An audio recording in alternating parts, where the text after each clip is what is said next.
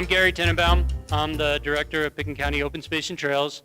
I really appreciate everyone coming out to hear the presentation on the Carbondale to Crested Butte Trail.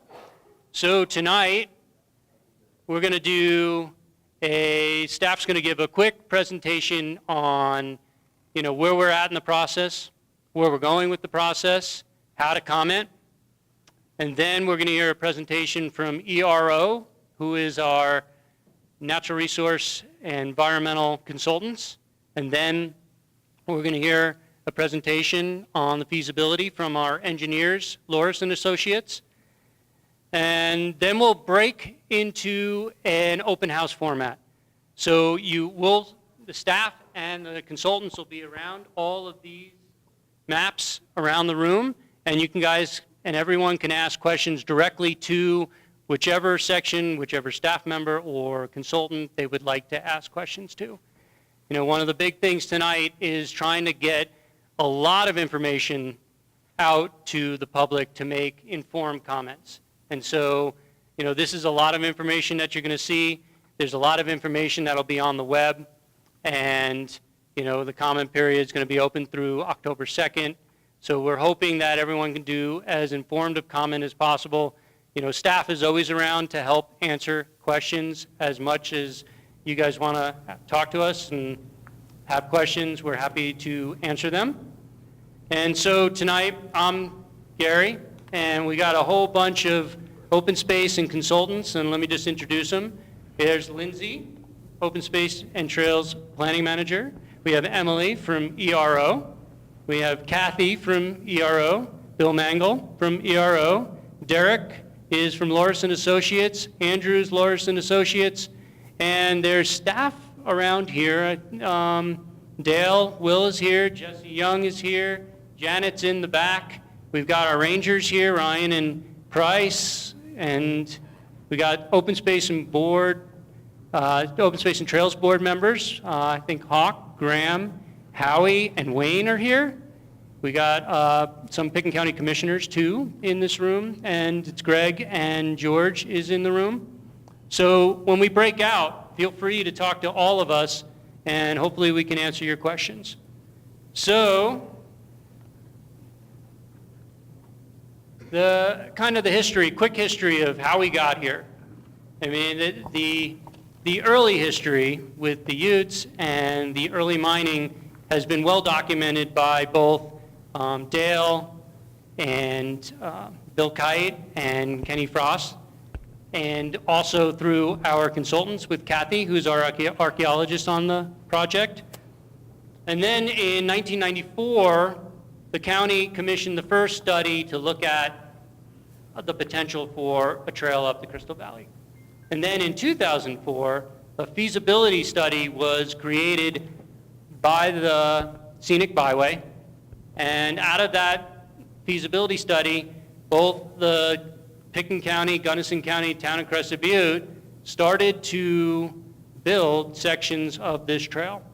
And on this side, with the help of Town of Carbondale and Garfield County and GOCO, a big legacy grant was awarded, and the first phase of the trail was complete in 2010, and that goes from Carbondale to the KOA.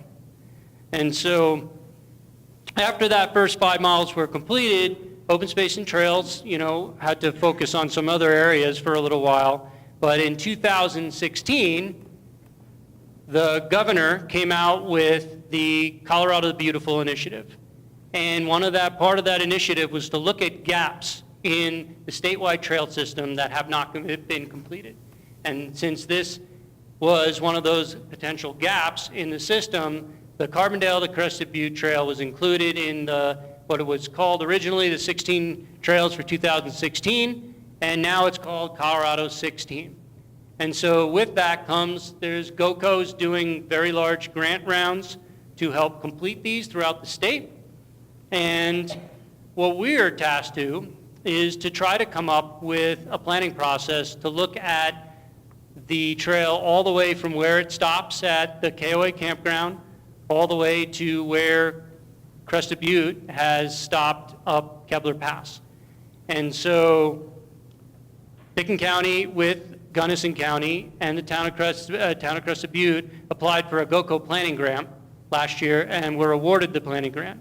And with that award, we have about $300,000 that is helping pay for this first round of public process. And so what we're tasked with doing is showing alignments, showing the environmental potential impact of all those alignments, and to show the engineering feasibility of all these alignments. And that's what you're going to hear tonight. So I'm going to turn it over to Lindsay to give you a more detailed explanation of our process. So we are currently still developing a draft plan. In the orange, whatever color that looks like right now, orange color is highlighting where we currently are in the process. We, in January, held a series of open houses to gather feedback around the topics of what would make a successful trail, what information would the public like in order to make informed decisions in the future about a preferred trail alignment. We took that information we gathered in January, we went out, hired consultants through a steering committee, and then tasked them with helping us to try to source and find the data around the different segments to help the public have an informed discussion. So that's where we are today. Today we're here to look at all the different trail segments and the trail alternatives in each segment. The goal is then we'll spend this next month gathering feedback on the public's opinion around those segments. We'll take all that information, we'll take all of the existing conditions data that's been gathered and formulate a draft plan. The goal is then in October to take that draft plan to a joint board meeting for public release, then go through another round of comment on that draft plan. With the goal being later this year to have an adoption of a draft plan that would outline the different preferred alignment and break it down with how to implement, identify areas that need more information and more studies and review, identify areas that may need further engineering. The goal is to break it down so we can start pursuing and evaluating further one alignment through the corridor. So like I just mentioned, we broke it into 20 different segments. So what you'll see around the room right now is those segments, and then within those segments there is two alternatives, with alternative A always being the on-highway route, alternative B is always the off-highway route. And then you'll be able to look at all the information the consultants have pulled together around 4 different categories. The 4 categories for evaluating that we're looking at are environmental, the user experience, the engineering, and the estimated costs. And so what you'll see here is the high level of all of that and the scoring of that, and then even down to the lower levels, you'll be able to find online all of the background information that help populate those. And so what we did was we tried to make it something that was taking a lot of information and trying to pull it into a digestible format, helping them with the scoring, where green was always the least impactful, red was always the most impactful, looking at the segment compared to the other segments in the corridor. I'm going to pass it up to these guys to go through all the data they gathered and then circle back at the end about how to comment and where to find all this information online. Thank you. Good to see everybody. Thanks for coming out. I am Bill Mangle. I'm a natural resource planner with ERO Resources, and I'm the lead on the environmental analysis part of this project. Excuse me. So one thing that, first of all, I want to talk about what we looked at. We focused on really 3 topical areas: wildlife, vegetation, and cultural and historical resources. Some of the commonalities with all these resource areas were that our process, about 4 or 5 months into it now, started with looking at existing documentation, making sure we understand the existing data, the work that has been done already, so that we're not reinventing the wheel. And from that information, we put together a week-long field session in late June, and that included myself, 2 plant ecologists, 2 wildlife biologists, and an archaeologist. We walked all of the alignments that were accessible to us, and the technical experts. We collected data on what we needed to see in the field during that field push, and that helped give us a baseline moving forward. going to talk a little bit about what we, well, I guess first of all, for tonight, all that information gave us a lot of data about what's out there right now, and a lot that helped inform our preliminary impact determinations for the different alignments. We do not have a lot of time tonight, so my goal tonight is really to set up the framework for where we are now, and then when you take the opportunity to look through the county's website for the project and look at this yourself, you understand a little bit more about where this information came from and how we got to the information that we have today. So I'm going to talk about wildlife, and then Emily's going to talk about vegetation, and Kathy's going to talk about the history.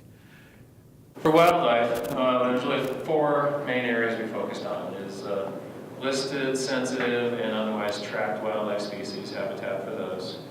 We looked at the areas that we saw in the field to be some of the higher quality patches of wildlife habitat based on a variety of variables that we observed. In addition, we looked at conducted a landscape disturbance analysis to understand where the more or less pristine areas are in the corridor now, and then how those areas would potentially be affected by new trail alternatives.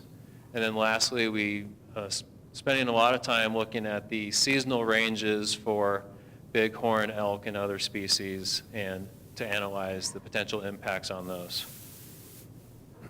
Back to the listed and sensitive species. First and foremost, we want to look at federally listed species under the Federal Endangered Species Act.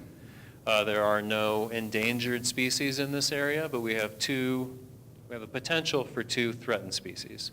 We know that Canada lynx is in the neighborhood, and there's pretty strong evidence that they use the Crystal Valley as a migration corridor or movement corridor between their higher elevation habitat, and so there's some information on that. Yellow-billed cuckoo, there's no documentation of the yellow-billed cuckoo in the Crystal Valley, but we want to be aware of their potential. They do occur over the hill in the Hotchkiss and Paonia area. There are known populations there, and so if they were to either migrate or take up shop in the Crystal Valley, we wanted to identify where that potential habitat would be, and then what potential impacts to that habitat would occur.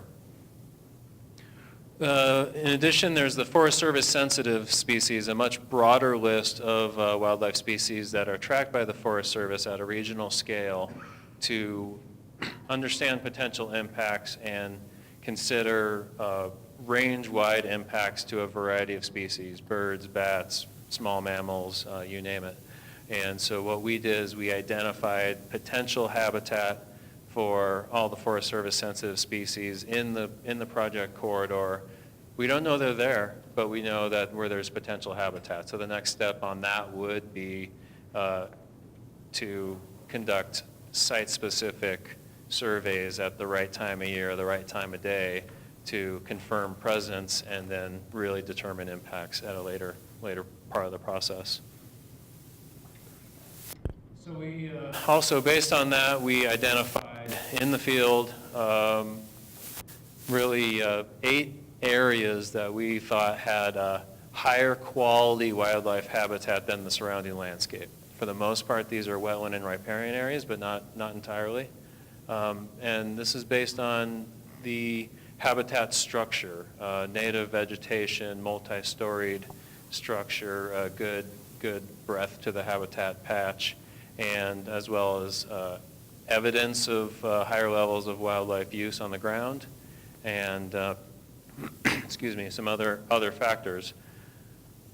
And these were the Crystal River open space parcel, the large riparian area on the north end of the Janeway Meadow, the valley on the south side of Avalanche Creek below Elephant Mountain, the wetland and riparian areas at the base of Faloha Meadows, the floodplain immediately north of Redstone, and the Placida wetlands towards the McClure Pass, and the Aspen forest at the top of McClure Pass. Those are areas that we identified from our field work to keep an eye on.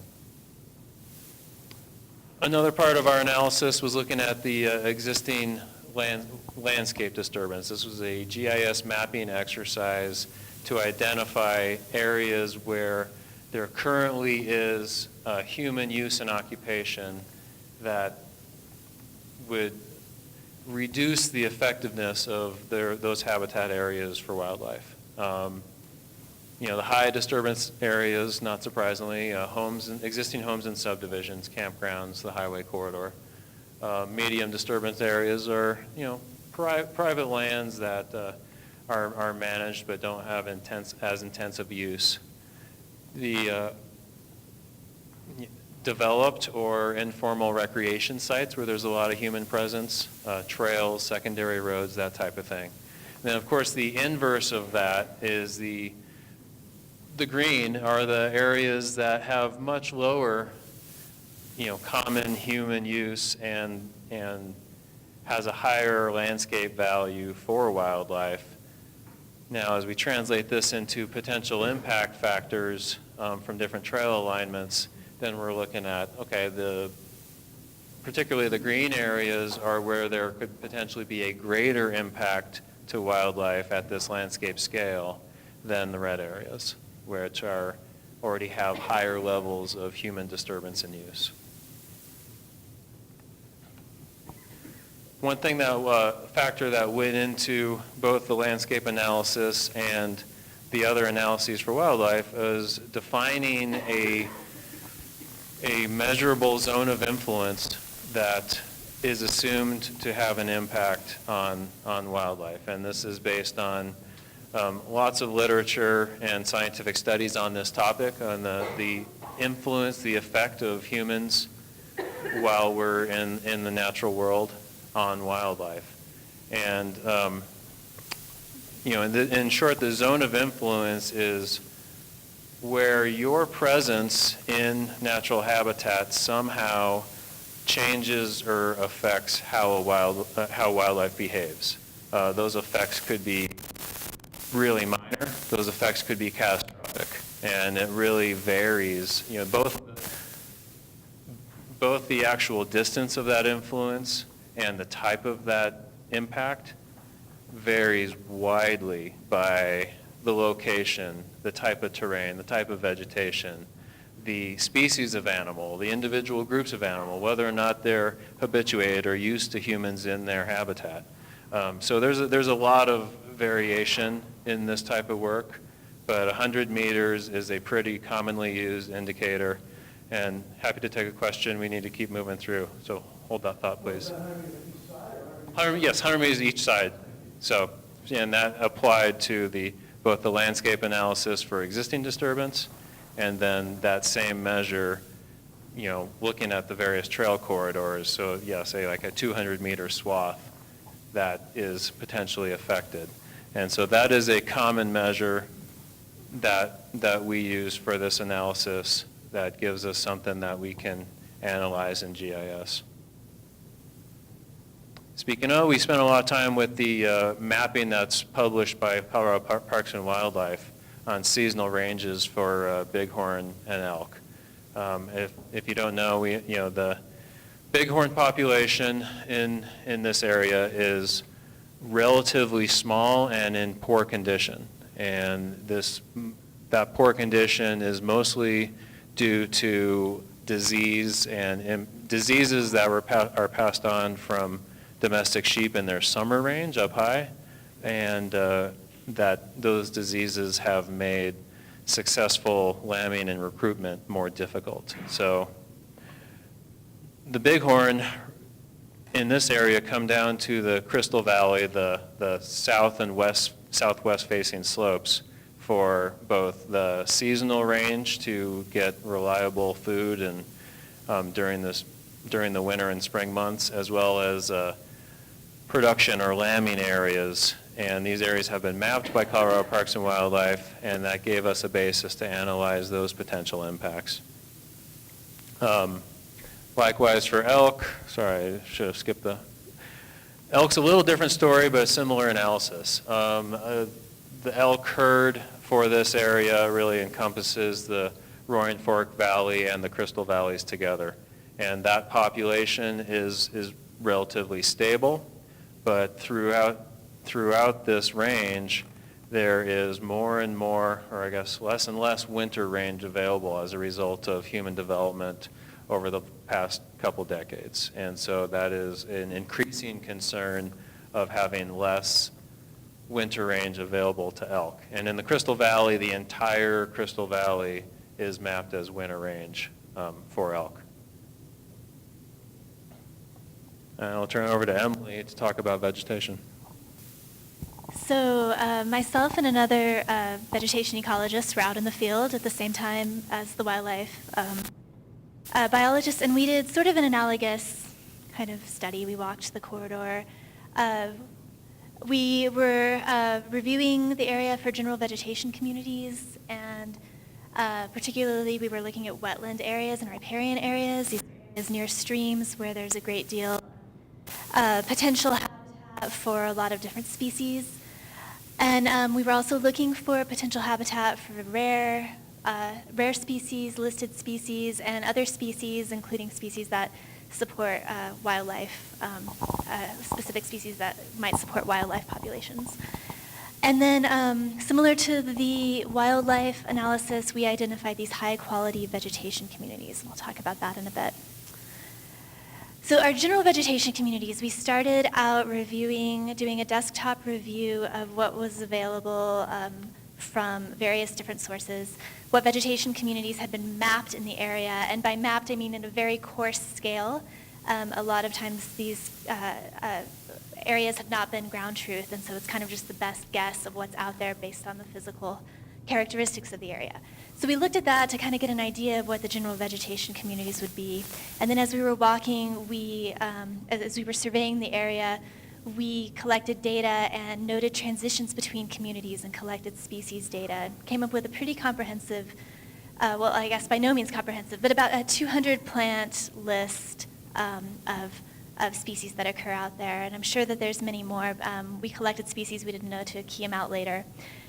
And the general vegetation communities are the southern Rocky Mountain forests, montane grasslands and shrublands, and riparian areas, and then these medium and low intensity development areas, which are analogous to the disturbed areas that Bill was just talking about, or the high and medium disturbed areas. And then rural upland tree and herbaceous areas. Rural is just a fancy word for disturbed areas. So this is the areas along the roadside that have been mowed and that are dominated by non-native species. We paid close attention to the riparian and wetland areas, and again, we started with a desktop analysis of what was already known or what was already suspected. The National Wetland Inventory Database, again, has its coarse scale mapping of wetland and riparian areas, so we kind of knew where the hot spots would be, what we were looking for. We also reviewed the existing studies in the area that had been done in the past to kind of look at what was already known. And we focused on the proposed bridge locations in areas where disturbance would be likely. And we did not delineate wetlands. That's a whole other process. That's part of the permitting process, and it's time-consuming.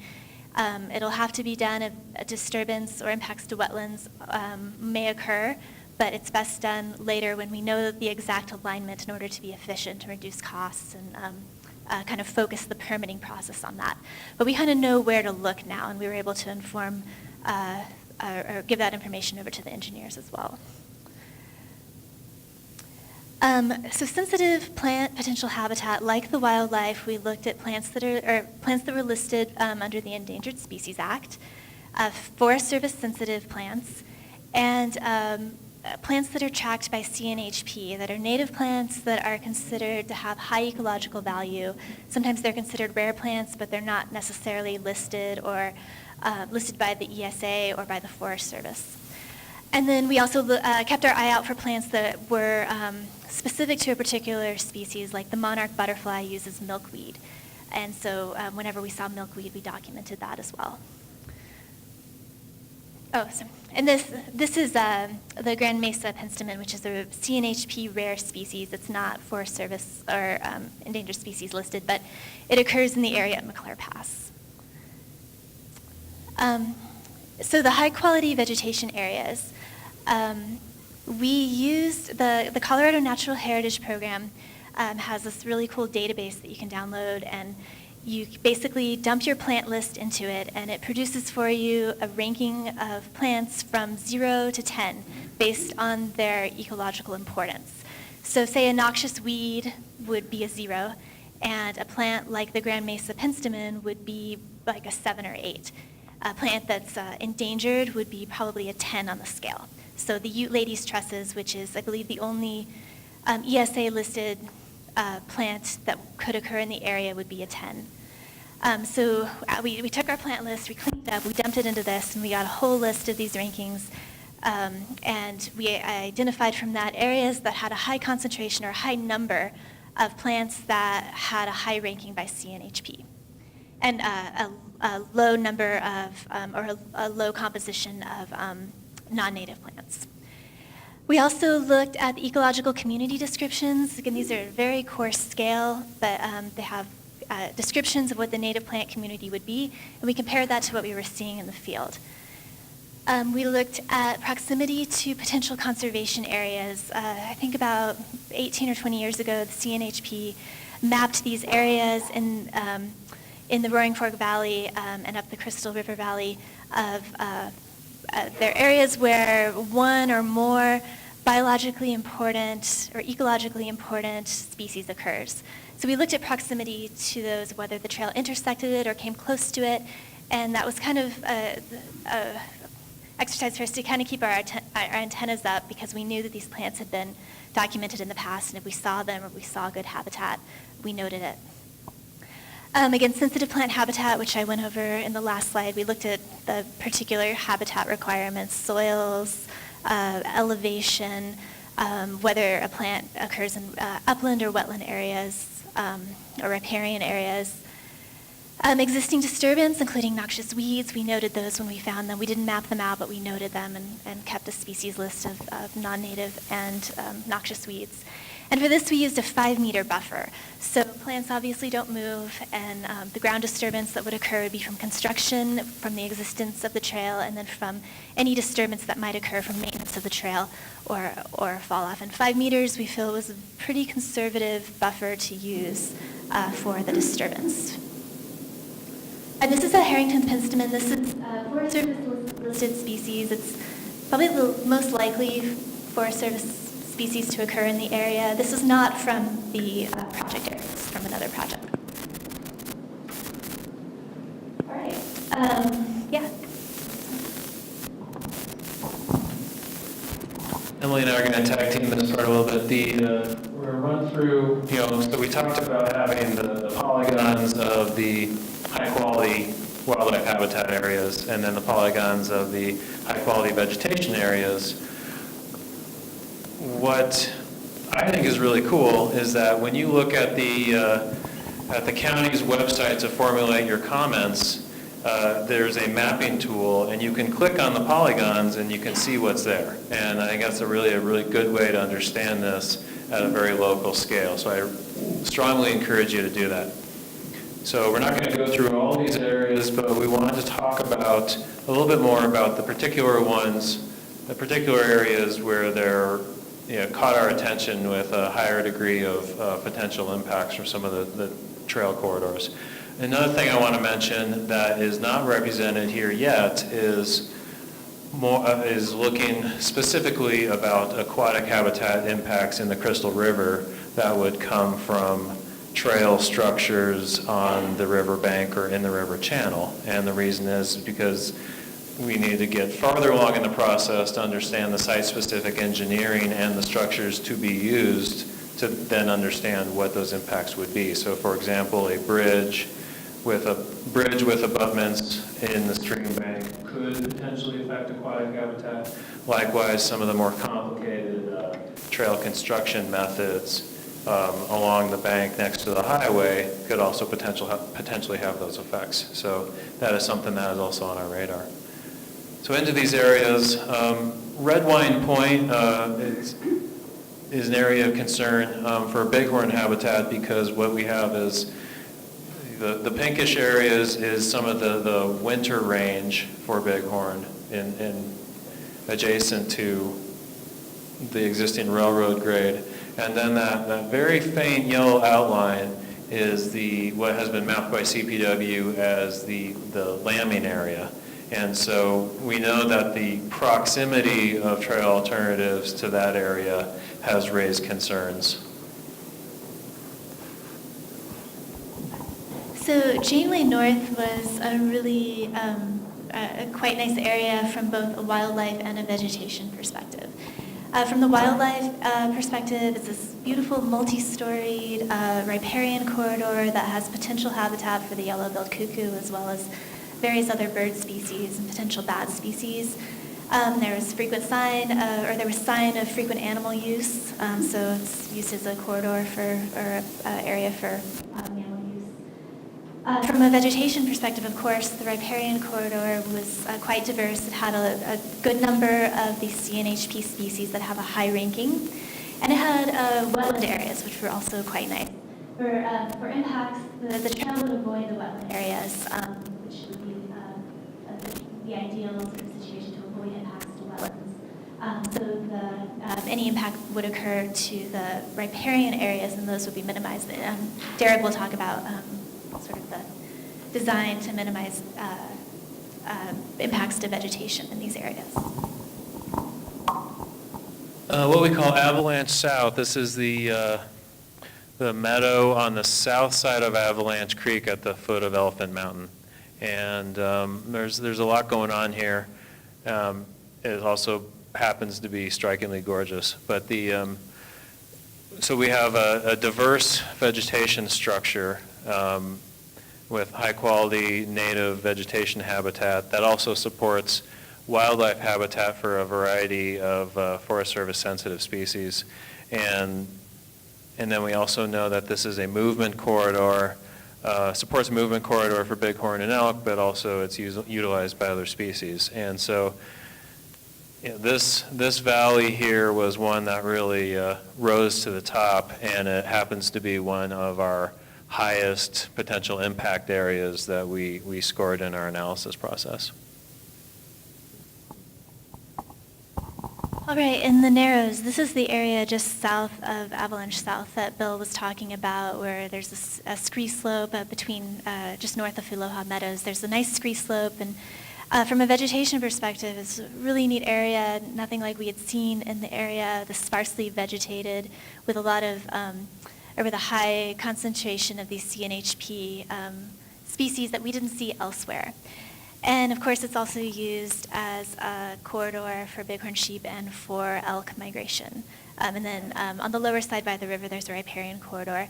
And to discuss impacts, the impacts would be on the existing railroad grade, which is a lower quality than the areas adjacent to it that's already previously disturbed. And so I think the native plant community in particular would not be impacted greatly, if at all. So back to Filoha Meadows, some of our high-quality vegetation and habitat areas are identified really in the wetlands and riparian at the base of the meadows. We know that is a pretty special area from a biological perspective. Luckily, neither of the trail corridors affect that area. So where the B corridor goes through Filoha Meadows, the vegetation quality in that area is actually pretty poor. So that didn't raise any concerns directly, but where, from a wildlife perspective, there were some, it scored a little higher on the impact assessment, was back to that landscape analysis of looking at the interface of this area with the surrounding landscape. And that, this is a undisturbed area or less disturbed area when it's not being used for summer trail use, and so that is where this area did raise some broader wildlife concerns in our analysis. So one thing on the analysis, I guess first of all, as the analysis moved forward, is based on existing conditions, and existing seasonal closures are part of the existing conditions. So that did inform our analysis. It is assumed, to put that differently, it is assumed that a new trail corridor going through an area that is currently subject to a seasonal closure would continue to be subject to that same seasonal closure. So that informed our impact analysis where that was relevant. Other moving forward mitigation measures, once we get to a proposed plan, part of that package is whether it's design, construction, or management measures that are intended to minimize impacts where they do or where they may occur. And those could be, continuing the existing seasonal closures, expanding those closures perhaps, adding and enforcing closures to public lands that are adjacent to a trail alignment, pre-construction surveys of wildlife or wetlands or other important species. That's not only a permitting requirement, but it's also doing the right thing to see if we can avoid some of these impacts in the final design process. And then, a construction approach that is light on the land, using the approach, the seasonality, and the equipment necessary to absolutely minimize impacts. Revegetation and weed management, that's really important, and that's making sure that once the construction is done, you're getting pretty good replacement of the disturbed areas in native species and minimizing noxious weeds. And of course, education and interpretive signage to help everyone who is enjoying a trail understand what lives there and why they can't go romp around wherever they want to go. With that, I'm going to turn it over to the engineers to talk about, oh no, I'm sorry, Kathy.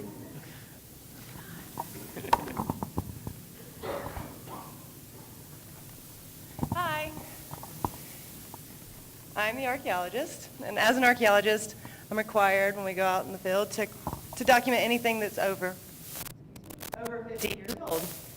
So, and I find that with a number of ways. First, before I go out in the field, the existing data that we've been talking about, there's archival maps. I'm sure you guys has anybody played on the GLO website and looked at all the pretty maps, and lots of maps, lots of documents you can get to. There's also existing files with the Colorado State Historic Preservation Office and the Forest Service offices in the state, and any of the land managing agencies have files on sites that have been previously documented. And then, of course, there's the pedestrian survey, in which we go out and try to find if this road still exists on the landscape. But just because it's 50 years or older doesn't mean it's important. Doesn't mean it's significant. And we analyze that in a number of ways. We look for associations with important events in the past. We look for associations with important people.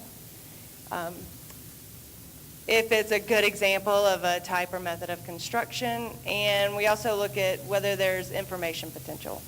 And that criteria is often reserved for archaeological sites, because you can excavate those buried sites and find a lot more information. If they match one of the 4 criteria, then we have to look at integrity.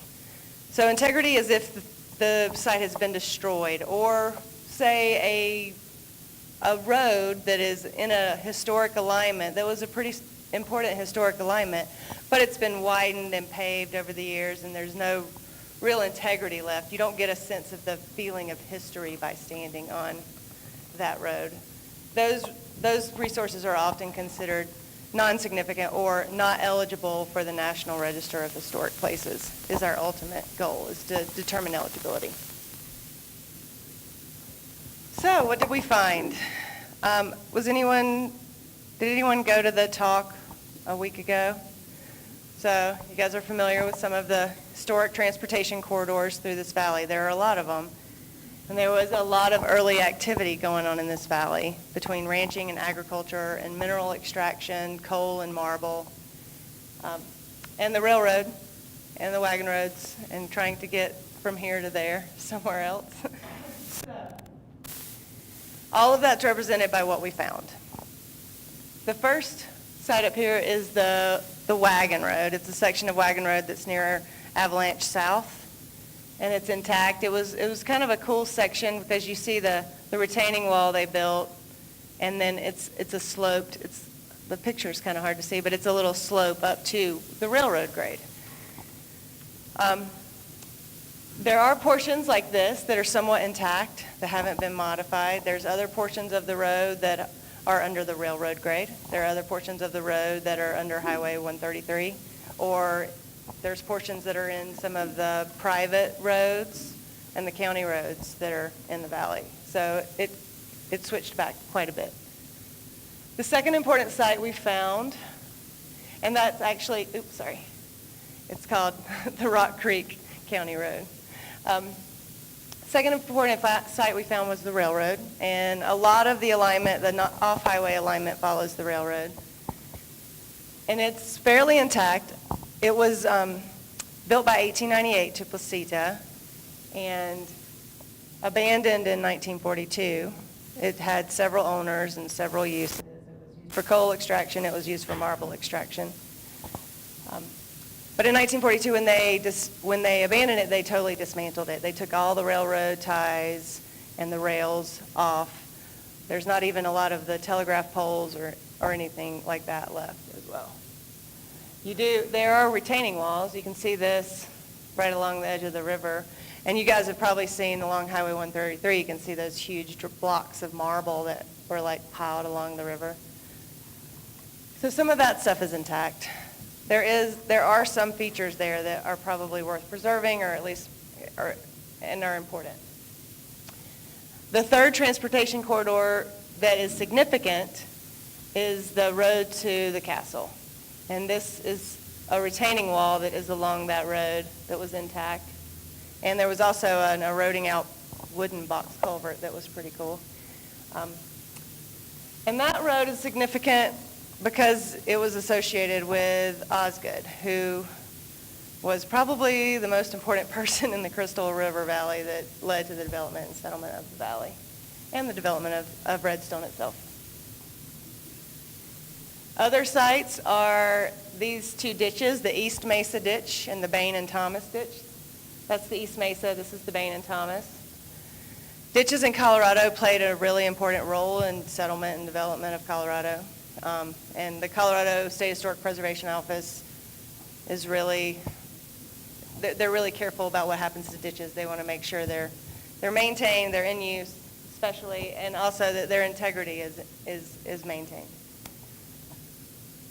And those ditches one was built in the 1880s, the Bain and Thomas in 1894 for the East Mesa. So they're really early ditches within the valley. And the final significant resource that I documented is the Faloha stage stop. This picture got cut off. You can see the barn. Has everyone seen the barn out there in the middle of Faloha Meadows? And then this was the bunkhouse. In 1999, when the site was originally recorded, that bunkhouse was still standing. And so it has collapsed in the last 20 years. But these are the trail corridor is a little bit off. They're a ways down the hill slope from the trail corridor. I think the bunkhouse is 75 feet from the trail corridor. So they won't be directly impacted from trail construction, but they could be impacted from visitor use, which I'll get to next. So potential impacts. This, by the way, is a railroad grade that has been converted into a trail. It's in South Dakota, but potential impacts for these resources. For transportation corridors, especially historic roads or that were historically small dirt roads, paving them or changing them in some way is considered an impact by the State Historic Preservation Office, and it's an impact that has to be mitigated. And then the stage stop, because it will probably lead to increased visitor use. There are artifacts out there that could be taken, touching the structures, leaning on the walls, taking breaks in the shade, could cause more deterioration to the structures. So that could also be a negative impact to the site. But there are ways to mitigate. Mainly interpretive signage.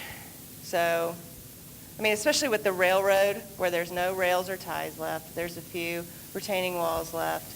I did find some small pieces of railroad tie that were left behind, but I think I found like 5. And so that one would probably be adequate for the railroad because there's not a lot of physical integrity left to see. For the sites that have a little more physical integrity, detailed documentation of the resource, so high-quality photographs, measured drawings, that kind of thing, and combined with interpretive signage, would probably be adequate mitigation. And I think with that, I'm going to turn it over to Derek. I'm Derek Webb with Morrison Associates. I'm a civil engineer, and I want to switch gears and talk about the engineering analysis that we did for the trail corridor. Essentially what we were tasked with was looking for feasible trail alignments, both along the highway, which we mostly call alternative A, or off highway, which was called alternative B. You'll see those alternative A and B on all these displays around the room tonight. I guess ultimately the trail could essentially be a combination of along the highway or off highway, connected by bridges crossing the river. And right here, these are some examples of where we would be off the highway. Along the highway would be these areas between the highway and the river. So when we started our engineering analysis, we got out in the field, got our feet wet, got our feet dirty. We did some field verification. We took measurements. We just got out and walked all the available areas that we could where we were looking at putting the trail. We were out there in late June, and as you all know, it was really hot in late June. I think it was about 95, 96 degrees when we were doing most of this work. The river was really high, and it kind of gave us a good sense of if the trail were between the highway and the river, where might the high flow of the river be? So it really helped us visualize some options. We also looked at available opportunities, some optimal opportunities out there. Where could we easily put a trail quickly, cheaply, and so some obvious locations were along the old railroad.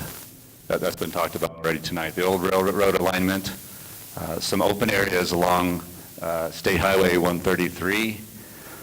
Some areas in some of the developed neighborhoods where there's existing gravel roads where we could share the trail and the road together with minimal costs.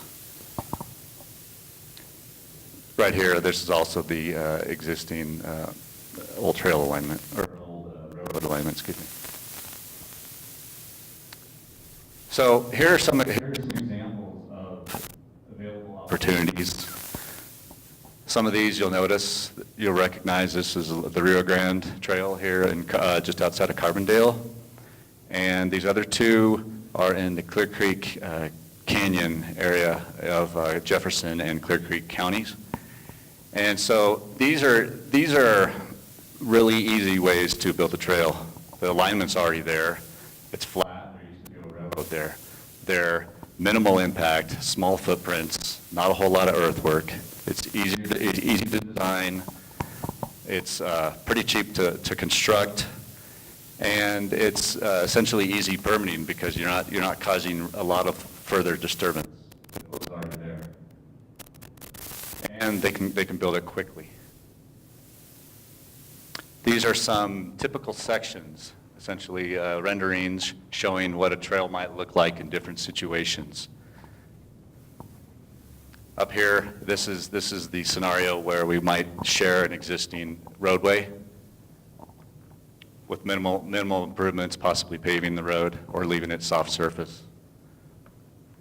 These two right here are essentially using the existing railroad grade. Go out there, do minor grading, if any, put down the trail surface, and you're minimizing the impacts out there and really saving the natural surroundings.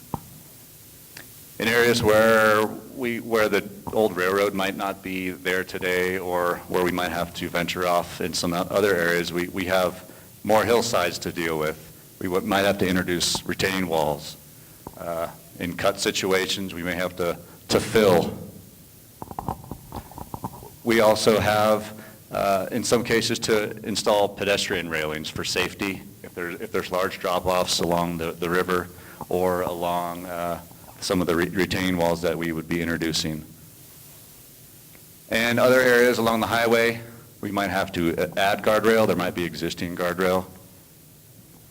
And the trail surfacing, it could be a hard surface, it could be a soft surface, it could be a combination of hard surface and soft surface shoulders for people who like to run. Essentially, that'll be determined in final design when it gets to that point. And one other thing to note, when the trail will be on a structure of some sort, most likely would be concrete, if it's a reinforced concrete type structure. Here's some additional typical sections or examples of some of the structures I just mentioned. If the trail is along the highway in the alternative A alignment, we could introduce retaining walls of several different kinds.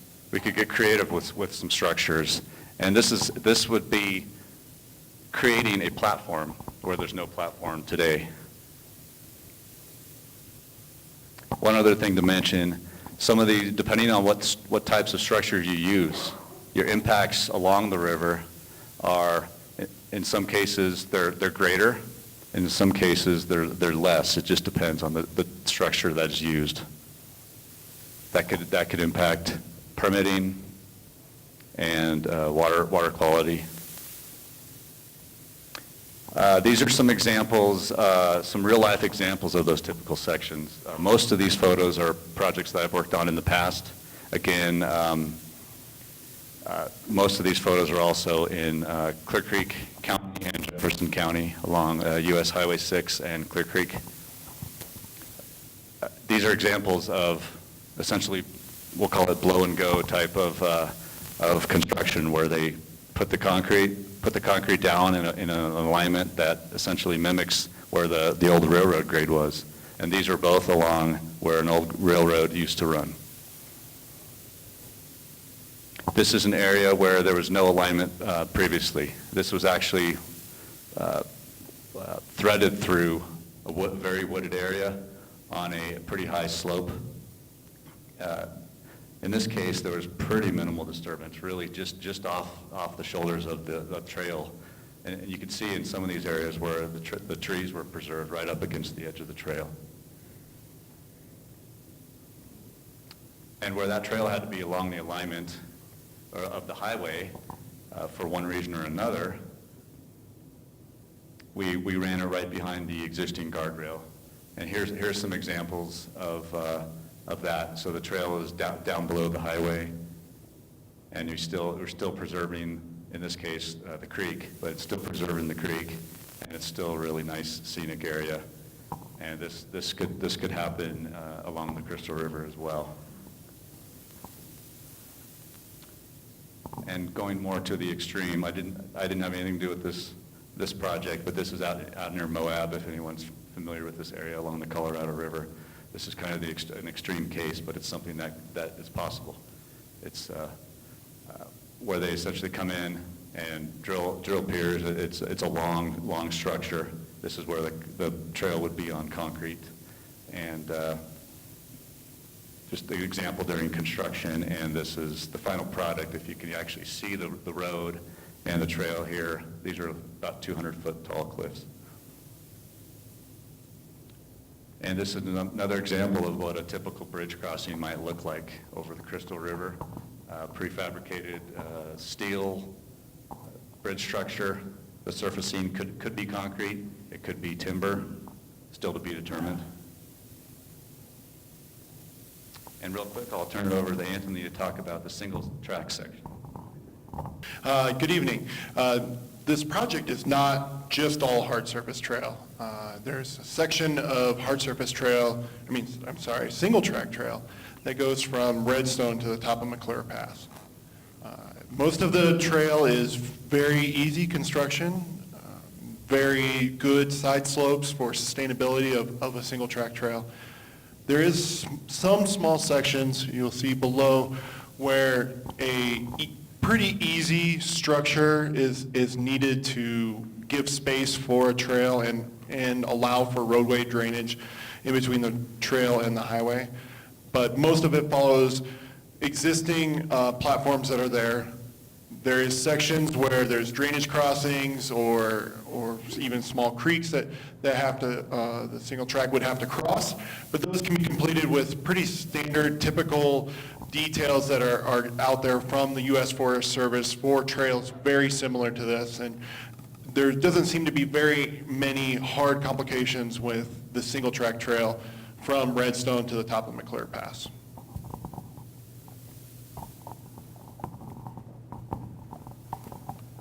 All right, so we showed you a lot of pictures, renderings of typical sections. Now, how did we apply that to what you see around the room tonight?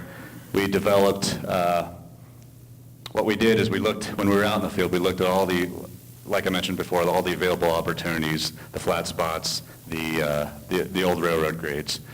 We looked at those.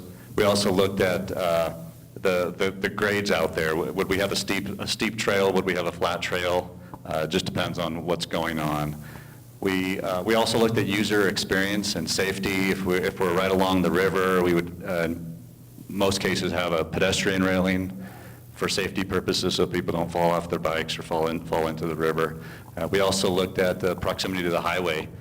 In some cases, we may have to introduce highway guardrail so cars aren't running off into the trail, since we're introducing essentially a new obstacle there for the cars. And we also looked at constructability, access for the contractor, for the construction equipment. How easy would it be for them to build a long section of trail without having to cross the river temporarily? And what we did is we took these typical sections and applied them in where we thought it was appropriate. And each of those typical sections is represented by a different color in this graphic, as well as over here on some of the engineering boards. You'll see the different colors applied to each typical section, and we can explain some of that later.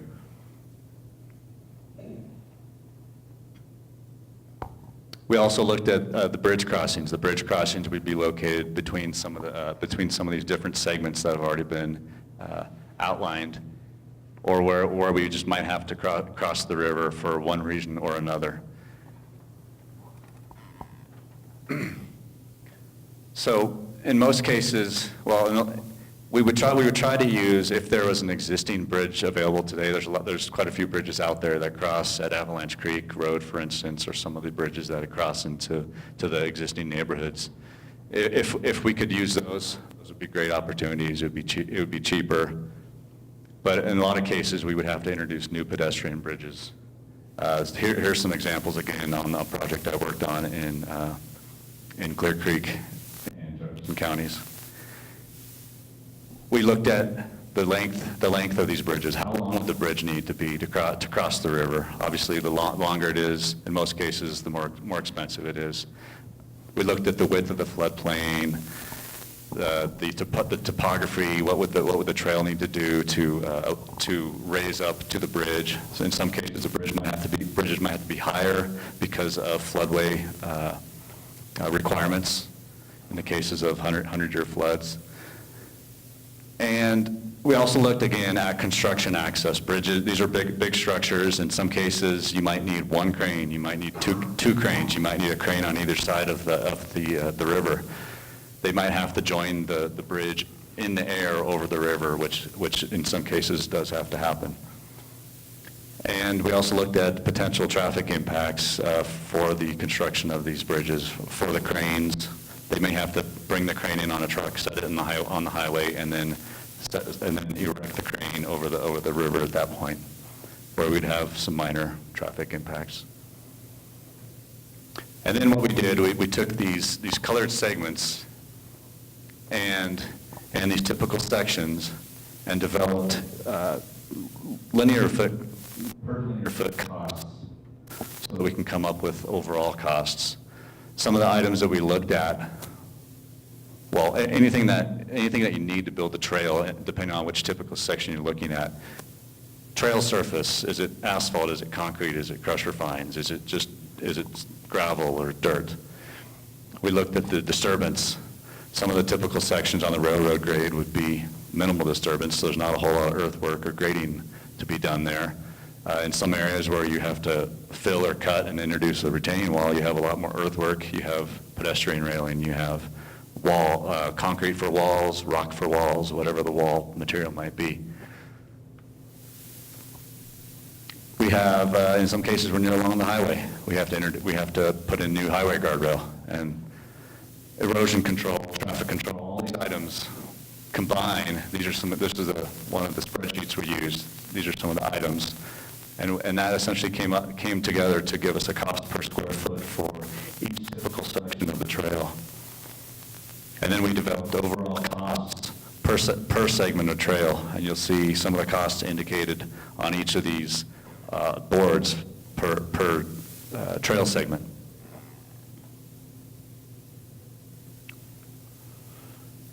And wrapping things up on the engineering analysis, just as you're reviewing on the county's website, when you're reviewing all this information and digesting it more, keep in mind that this is quick and easy, cheap.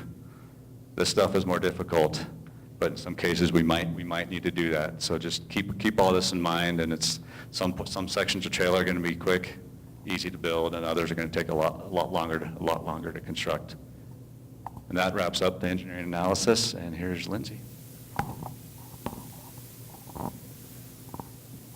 So before we break out into the open house and you can find different specialists or staff and ask your specific questions, I just want to make sure that we communicate where to find all this information and also how to participate and comment.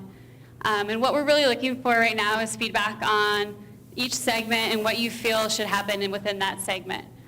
We'll take that information then and develop the draft plan with that. So the first place where you'll be able to find all this information is on our projects website. Tomorrow we will post everything you see in this room. We're also going to post more than that. We have an interactive map set up so you can go through there's the history presentation if you haven't been able to see that yet. But then you can also go through each of the segments, zoom in on them and zoom in on the information around them. You can go through all the environmental data. Each of these tabs will have maps associated with them, and you can click on those maps and get the information from all the polygons that the ERO team went through. And then you'll be able to look at all of the different engineering cross-sections that were used to develop the segments and the information around the segments. So the online survey you can fill out online. Please, we're encouraging everyone to take time to fill it out, and keep in mind that you will be limited to one comment, one entry, so please, we encourage you to take time to fill it out thoughtfully. The other thing you can do is we left a hard copy of everything that's in the room tonight in the Redstone Inn. So if you'd rather sit down with the maps and go through each one individually, they'll also be available at the Redstone Inn along with hard copies of the survey. We're just asking that they get mailed back, the survey mailed to us by October 2nd. So with that, we'd like to break up and have everybody available for questions and also be here to help you understand anything you want to know more about.